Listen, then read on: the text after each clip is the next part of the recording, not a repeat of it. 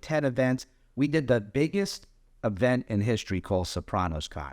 Yeah. That's really what catapulted where I am today with virtual cons. Remember, I was a school teacher. I do have a bachelor's degree. I do have a master's degree, and I paid for both of them. Right, but that's when I went to school. Yep. My doctorate is an honorary doctorate. Now that's been pulled a little bit. Oh, it's not accredited. Listen, that's the title on your website, Dr. Mota. But just getting back to the Sopranos, now you even been to the house in, I think it's North Caldwell, New Jersey, Caldwell, that Tony Soprano lived in, and was there talk that maybe, like, were you drawn that much to it? Like, were you actually thinking, is there a way that you could buy that house? We had 2 unbelievable events at the house. At the house. And we have a purchase and sales right now to purchase the house. To purchase the house. We're working on it right now. If we could come to the number, and the reason... But I think that's a beautiful section of New Jersey. Yeah, beautiful. Is it Caldwell or North Caldwell? It's not Caldwell. It's North, okay. Because I know the Montclair area very well. But would they really be willing to part? They actually put it on that they were going to sell, I think, to the New York Times. I met the gentleman many times. Went to the house.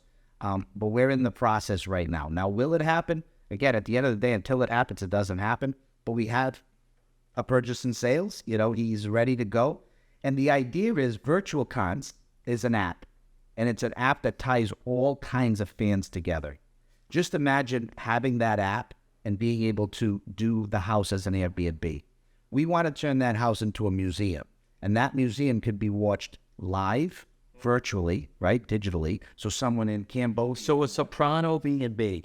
B&B. So people could then come and stay overnight with our app. Why not? Oh, with the app? No. Oh, they would book it through the app. Oh, okay. But they'd have a membership. They'd be able to book it. They'd be able to stay at the house. So you can stay with 4 or 5 people. But for a majority, they'd be able to watch it through live. So we have cameras set up everywhere, but it would be forever a museum, not just to me. Yep. For all fans. Okay. Now, Dr. Mota, you did the first Soprano Con, I believe, was at the Jacob Javits Center. No, it was at the Meadowlands. The Meadowlands. Oh, wow. Okay. Even big. Did you do one at Jacob Javits? No, we didn't. The first one was at the Meadowlands. The second one was at Harris Resort. Harris. Okay. Now, the first one at the Meadowlands, I mean, it was wildly successful. Wild. The band came in that did the theme song. Alabama Free. And then when I don't know, when was Harris? Meaning, like, what time was that? That was before COVID. No, it was after COVID. And that is where we had an issue. Okay. So Sopranos Con, history changing. I don't care what anybody says. Anyone that was there, I have people emails, hundreds and hundreds, if not thousands of emails said changed their life. We had 55 Sopranos cast members. That never happened in ever. That was huge. They didn't even see each other, most of those people. Because remember, it was 6 seasons plus B. Yep. So some of those characters never met each other. Alabama 3, we flew in from London. Uncle Junior, Dominic Sheehan. He's sitting, right? I have videos, commentary, testimonials that said, does this? How did this even happen? It was a wildly successful. We were on Jimmy Fallon, we were on Barstool Sports, you name it, we were on. All right, so that went well. Huge. Where did the wheels come off with Harris? So what happened with Harris, Harris is in Atlantic City. Yeah. The problem with Atlantic City, and I love Atlantic City, by the way, the mayor there is great, is that it's kind of like off the beaten path, right? It's not near New York, it's close to New York, but it's kind of out. I've been to Atlantic City. So when we did the Meadowlands, it was perfect. Harris called us.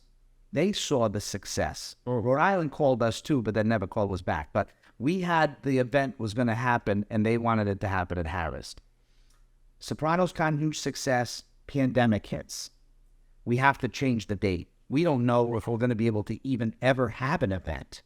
So we went back and forth with Harris. Harris is not set up to help promote events. They're there really to just have a hall. So we wanted to do something different. So they had made promises, which I have a list of them, that they were going to do to help us because they chose the date for us. And we didn't think that it was going to work because of the pandemic. But because of everything that was going on, our people were busting out of the seams to get there, we did it. Certain things didn't go perfect. Look, at the end of the day, the event was awesome. People got to meet their idols. But during the pandemic, it was tough. It was tough. And the bills get really high. People don't understand. They think it's nothing. The cast members are not cheap. There's a lot of people to pay. It's not an easy thing to No. put together.